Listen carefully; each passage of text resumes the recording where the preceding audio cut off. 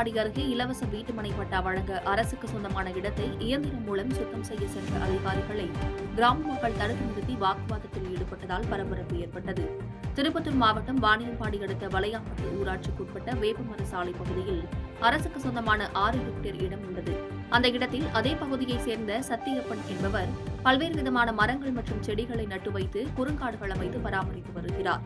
இந்த நிலையில் வாணியம்பாடி நகர பகுதிகளில் நீர்நிலைகளை ஆக்கிரமிப்பு செய்து கட்டப்பட்டிருந்த வீடுகளை கடந்த 2 ஆண்டுகளுக்கு முன்பு வருவாய்த்துறையினர் அகற்றினர். அதன் பின்னர் வீடுகளை இழந்த பொதுமக்கள் தங்களுக்கு மாற்று இடமாக இலவச வீட்டுமனை பட்டா வழங்க வேண்டும் என்று தொடர்ந்து மனுக்கள் அளித்து வந்த நிலையில் இந்த 6 ஹெக்டேர் அளவிலான இடத்தை தேர்வு செய்து சுத்தம் செய்யும் பணி நடைபெற்ற போது அங்கு வந்த கிராம மக்கள் அப்பகுதியில் குறுங்காடுகள் அமைக்கப்பட்டுள்ளதாகவும் விவசாய நிலங்கள் மற்றும் ஏரி உள்ளதால் குடியிருப்புகள் அமைக்க அனுமதிக்க மாட்டோம் என்றும் அதிகாரிகளை தடுத்து வாக்குவாதத்தில் ஈடுபட்டனர். அதனைத் தொடர்ந்து சம்பவ இடத்திற்கு விரைந்து வந்த வாணியம்பாடி கிராமிய காவல்துறையினர் கிராம மக்களிடம் பேச்சுவார்த்தை நடத்தி இதுகுறித்து அதிகாரிகள் ஆலோசனை செய்வதாக கூறினர். இதனையடுத்து கிராம மக்கள் அங்கிருந்து கலைந்து சென்றனர். இதனால் அப்பகுதியில் சிறிது நேரம் பரபரப்பு நிலவியது.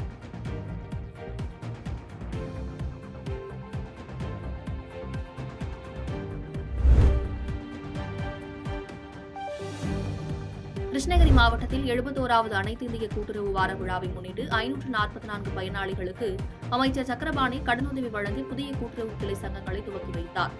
கிருஷ்ணகிரி மாவட்டம் ஓரப்பம் பகுதியில் 71வது அனைத்து இந்திய கூட்டுறவு வார விழா நடைபெற்றது. மாவட்ட ஆட்சியர் சரையு தலைமையில் நடைபெற்ற இந்த நிகழ்ச்சியில் உணவு மற்றும் உணவுப் பொருள் வழங்கல் துறை அமைச்சர் சக்கரபாணி கலந்து கொண்டு ஒசூர் சரக சுய உதவிக்குழு கூட்டுறவு சங்க கிளை மற்றும் போச்சம்பள்ளி தொடக்க வேளாண்மை கூட்டுறவு கடன் சங்க கிளை, வெளாரப்பள்ளி தொடக்க வேளாண்மை கூட்டுறவு கடன் சங்க கிளை ஆகியவற்றை துவங்கி வைத்து சிறந்த கூட்டுறவு கடன் சங்கங்களுக்கு கேடயங்கள் வழங்கினார். மேலும் 544 பயனாளிகளுக்கு 5,24,47,000 ரூபாய் மதிப்பில் கடனுதவி வழங்கினார். இந்த நிகழ்ச்சியில் பேசிய அமைச்சர் சக்கரபாணி, தமிழக அரசு தொழில்துறைக்கு முக்கியத்துவம் அளித்து புதிய தொழில் நிறுவனங்கள் சிப்காட் தொழிற்பேட்டைகள் அமைப்பதன் மூலம் கிருஷ்ணகிரி மாவட்டம் தென்னிந்தியாவின் மான்செஸ்டராக வளர்ந்து வருவதாக தெரிவித்தார்.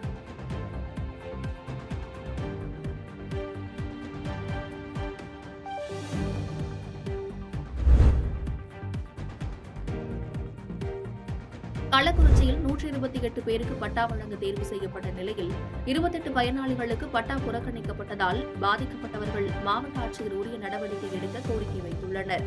கள்ளக்குறிச்சி மாவட்டம் காங்கேயனர் பஞ்சாயத்துக்குட்பட்ட மேட்டுச்சேரி கிராமத்தில் 128 பட்டியலின மக்கள் 50 ஆண்டுகளுக்கு மேலாக வசித்து வருகின்றனர். அந்த மக்களுக்கு ஆதிதிராவிட நலத்துறை மூலம் பட்டா வழங்க பயனாளர்கள் தேர்வு செய்யப்பட்டது. தேர்வு செய்யப்பட்டவர்களின் 100 நபர்களுக்கு மட்டுமே தற்போது பட்டா வழங்க நடவடிக்கை மேற்கொள்ளப்பட்டுள்ளது. மீதமுள்ள 28 நபர்களும் அந்த பதிவேட்டில் இல்லை என்று காரணத்தை காட்டி பட்டா வழங்க மறுப்பதாக கூறப்படுகிறது. இதனால் அதிர்ச்சியடைந்த மக்கள் தேர்வு செய்யப்பட்ட தங்களுக்கும் உடனடியாக பட்டா வழங்க வேண்டும் என மனு அளித்துள்ளனர். மனுவை பெற்ற அதிகாரிகள் விசாரித்து உரிய நடவடிக்கை எடுப்பதாக உறுதியளித்ததன் பேரில் அங்கிருந்து கலைந்து சென்றனர். ஆதி திராவிடர் நல சார்பா எங்களுக்கு 128 பேருக்கு பட்டா வழங்குறதா சொன்னாங்க. ஆனா 100 பேருக்கு தான் கொடுத்துருக்காங்க, மீதி 28 பேருக்கு தரல. இதனால நாங்க மாவட்ட கலெக்டர் அவர்கள்ட்ட மனு கொடுத்துருக்கோம். எங்களுக்கு உடனடியாக மனு நடவடிக்கை எடுத்து பட்டா வழங்கும்படி கேட்டுக்கொள்கிறோம்.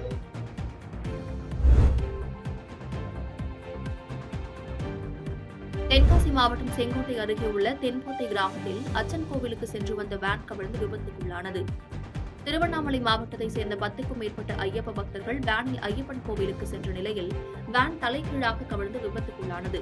விபத்தில் 6 பேருக்கு லேசான காயம் ஏற்பட்டு செங்கோட்டை அரசு மருத்துவமனையில் சிகிச்சைக்காக அனுமதிக்கப்பட்டுள்ளனர். இரவில் நடைபெற்ற இந்த விபத்தால் கனரக வாகனங்கள் செல்ல முடியாமல் அப்பகுதியில் சிறிது நேரம் போக்குவரத்து நெரிசல் ஏற்பட்டது.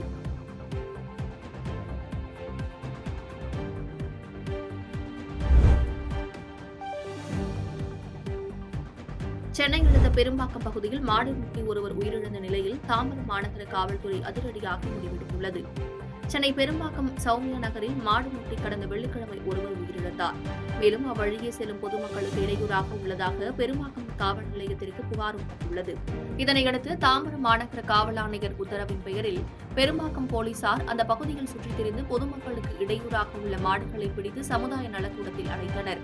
சுற்றித் திரிந்த மாடுகள் மீது அபராதம் விதிக்கப்படுவதால் மாட்டின் உரிமையாளர்கள் வாக்குவாதத்தில் ஈடுபட்டதால் பரபரப்பு ஏற்பட்டது.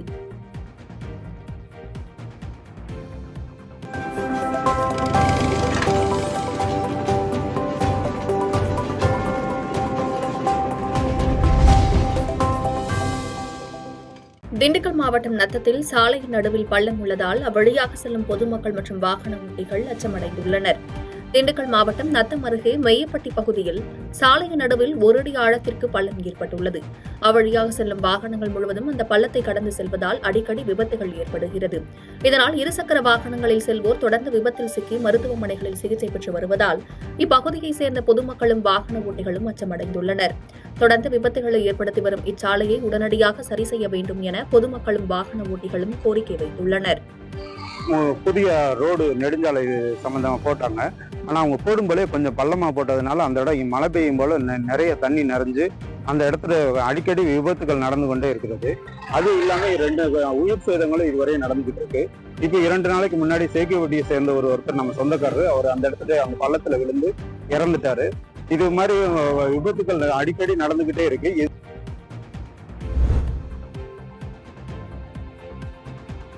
கோவை மாவட்டம் பொள்ளாச்சி அருகே பேருந்து வசதி இல்லாததால் பள்ளி குழந்தைகள் பல்வேறு சிரமத்திற்கு ஆளாகி வருவதாக கூறி பேருந்து வசதி ஏற்படுத்தி தரக்கோரி மனு அளிக்கப்பட்டது.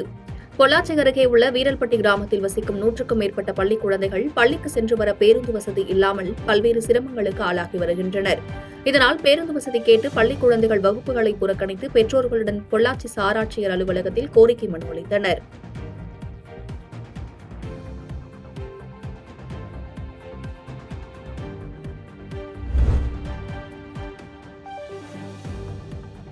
மதுரை மாடக்குளம் பகுதியில் பாதாள சாக்கடை கழிவுநீர் சாலைகளில் பெருக்கெடுத்து ஓடுவதால் காய்ச்சல் பரவும் அபாயம் உள்ளதாக பொதுமக்கள் குற்றச்சாட்டு வைத்துள்ளனர்.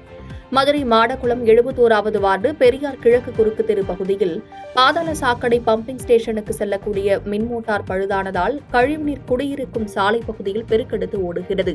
இதனால் அப்பகுதியில் துர்நாற்றம் வீசுவதாகவும் சிறுவர்கள் முதல் பெரியவர்கள் வரை வைரஸ் காய்ச்சலால் பாதிக்கப்படுவதாகவும் இதுகுறித்து பலமுறை புகார் கொடுத்தும் நடவடிக்கை இல்லை என கூறி பாதாள சாக்கடை கழிவுநீரை அகற்ற அதிகாரிகள் நடவடிக்கை எடுக்க வேண்டும் எனவும் இல்லையென்றால் முதல்வருக்கு கடிதம் அனுப்பப்படும் எனவும் வலியுறுத்தியுள்ளனர்.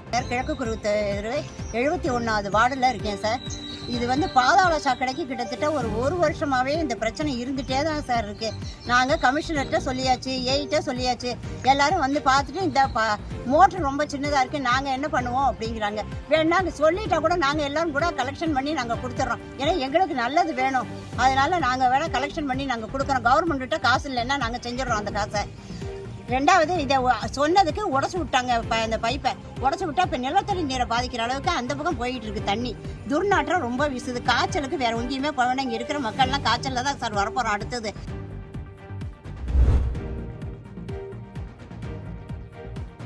தமிழகத்தில் நடைபெற்று வரும் தீவிரவாத செயல்களை தடுப்பதற்கு தமிழக அரசு உரிய நடவடிக்கை எடுக்க வேண்டும் என திருச்சியில் மத்திய இணையமைச்சர் ஷோபா பேட்டியளித்துள்ளார். திருச்சி மாவட்டம் திருச்செந்துறை கிராமத்தில் நிலம் பாதுகாப்பு இயக்கம் சார்பாக மத்திய இணையமைச்சர் ஷோபா கலந்து கொண்டு பேசினார். பின்பு பொதுமக்களை சந்தித்து நில விவகாரம் குறித்து கேட்டறிந்தார். இதற்கு முன்னதாக செய்தியாளர்களை சந்தித்த அவர், தமிழக முதல்வர் ஸ்டாலின் இந்து விரோதி என்பதால் வக்பு வாரியத்தால் பாதிக்கப்படும் மக்களை கண்டுகொள்ளவில்லை என விமர்சித்து பேசினார். இதனைத் தொடர்ந்து பேசிய அவர், தமிழகத்தில் தொடர்ந்து நடைபெற்று வரும் தீவிரவாத செயல்களை தடுப்பதற்கு தமிழக அரசு உரிய நடவடிக்கை எடுக்க வேண்டும் எனவும் மற்ற மாநிலங்களிலும் தீவிரவாதம் உள்ளதாகவும் குறிப்பிட்டு பேசினார்.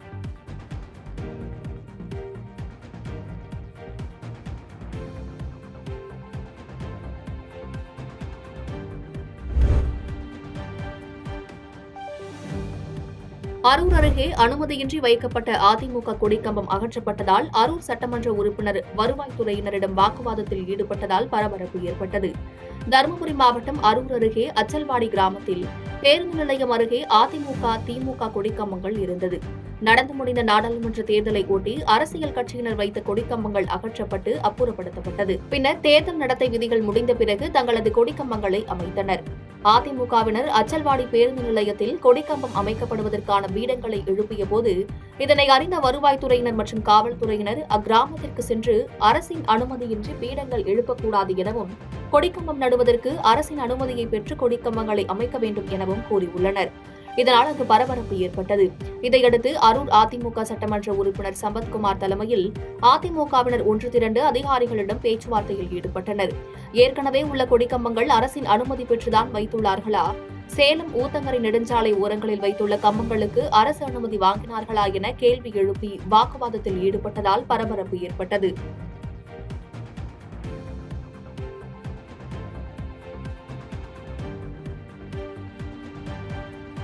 பாதகம் செய்பவரை கண்டால் நாம் பயங்கொள்ளலாகாது பாப்பா. மோதி மிதித்து விடு பாப்பா, அவர் முகத்தில் உமிழ்ந்து விடு பாப்பா. அண்மை செய்திகளை உடனுக்குடன் தெரிந்து கொள்ள இணைந்திருங்கள் இயம்நாடு தொலைக்காட்சியுடன்.